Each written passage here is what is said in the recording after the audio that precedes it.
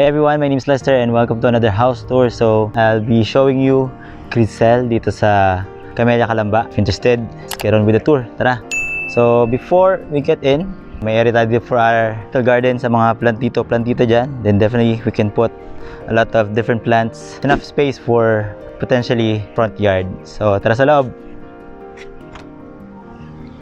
So, welcome sa loob ni Criselle. Ayan. This is one of the smaller units din na what we offer here in Camella, Calamba. It should be good enough space for all the essentials. Small living area, your dining area, mini kitchen, of course our bathroom, which is standard size, and also comes with your dirty kitchen where you can have an extension, maybe a laundry area too. Yan. Of course, you can mix it up or have your own combination how you want it to look. Pero this is an example of how Criselle will look like if you properly do the interiors. Dito naman sa stairs, you can definitely put on your entertainment area, your TV, console, yung ilalim ng stairs natin. So, let's go and check out the second floor.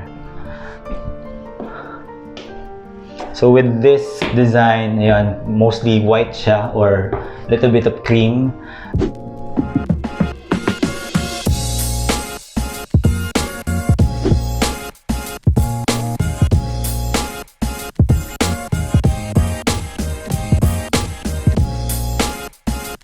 Pero you can always have an accent wall. Like in this one, we have a grayish accent wall, pero it still look bright and ganda ng mood dito. So if you have kids, then definitely this would be an example of how the kids room will look like. You can see all these toys, enough space for your study table, or maybe for toys for kids. But of course, you should always have a space for your storage. So this area would be your mini closet. This area you can definitely put on a lot of your frames and your decorations. And let's now check out the master bedroom, which is this one. Probably wouldn't be the most spacious one, but do the job for you. Kung mas maayos yung layout natin, then definitely good enough space for decent size bed. This one's probably queen size, so as you can see, still fits. And then you have two windows here and still enough room for your storage. Pretty much it for Criselle.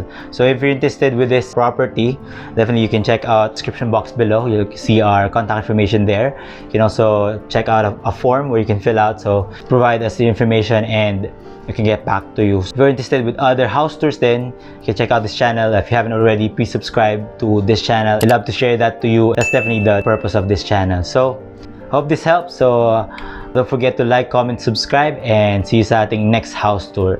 Have a nice day. Bye-bye.